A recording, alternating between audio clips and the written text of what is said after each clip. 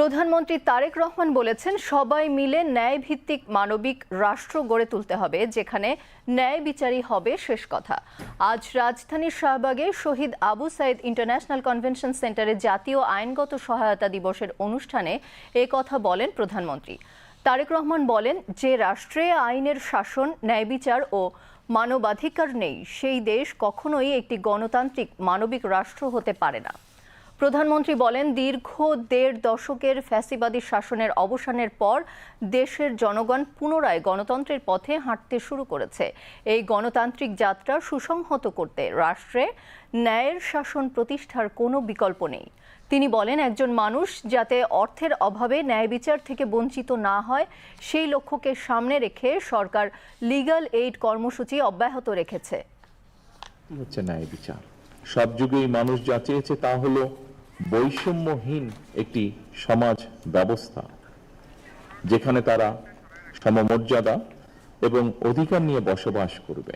সমতা, সহমর্মিতা এবং পারস্পরিক আস্থা একটা ন্যায়ভিত্তিক সমাজ প্রতিষ্ঠার জন্য অবশ্যই অপরিহার্য।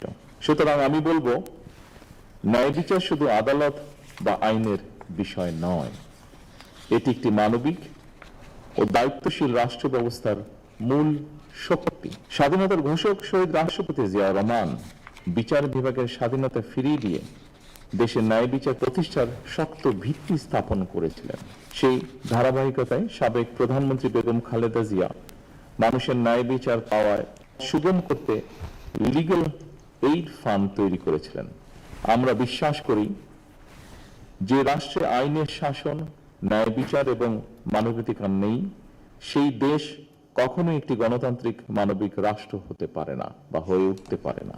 দীর্ঘ ১.৫ দশকেরও ফ্যাসিবাদী শাসনের অবসানের পর বাংলাদেশের জনগণ পুনরায় গণতন্ত্রের পথে হাঁটতে শুরু করেছে।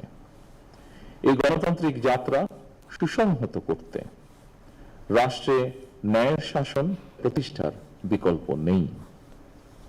আর এই ন্যায় বিচার সবার জন্যই প্রযোজ্য।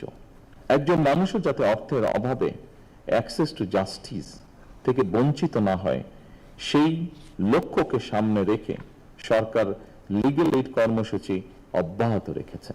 একজন ভুক্তভোগী টাকার অভাবে আইনজীবী সহায়তা নিতে পারবে না, এমনটা যেন না হয়, সেটি সরকার চেষ্টা করবে সর্বতোভাবে নিশ্চিত করতে। আর্থিকভাবে সামর্থ্যবান নয় এমন মানুষদের জন্য অ্যাক্সেস টু জাস্টিস নিশ্চিত করতে সরকার সুনির্দিষ্ট পরিকল্পনা গ্রহণ করেছে। বাংলাদেশের রাষ্ট্র গঠনের ইতিহাসেও এই ন্যায়বোধ একটি শক্তিশালী প্রেরণা হিসেবে কাজ করেছে। যেহেতু ন্যায় বিচার প্রাপ্তি প্রতিটি মানুষের সাংবিধানিক অধিকার, যেহেতু সেই অধিকার যাতে প্রত্যেকটি মানুষ চর্চা করতে পারে, তাদেরকে সরকার যথাসাধ্য লিগ্যাল এইড দিবে। এই লক্ষ্যে ইতিমধ্যে সরকার সংশ্লিষ্ট বিধিবিধানের প্রয়োজনীয় সংশোধন এনেছে।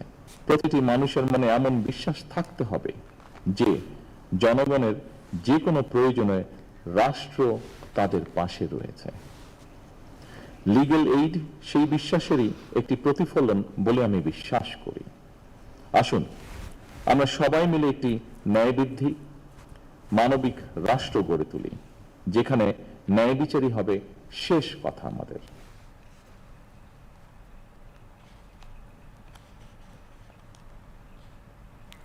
অনুষ্ঠানে বক্তব্য রাখেন আইন, বিচার ও সংসদ বিষয়ক মন্ত্রী মোহাম্মদ আসাদুজ্জামান, বাংলাদেশে ইউরোপীয় ইউনিয়নের রাষ্ট্রদূত মাইকেল মিলার এবং বাংলাদেশ আইনগত সহায়তা অধিদপ্তরের মহাপরিচালক মোহাম্মদ মঞ্জুরুল হোসেন।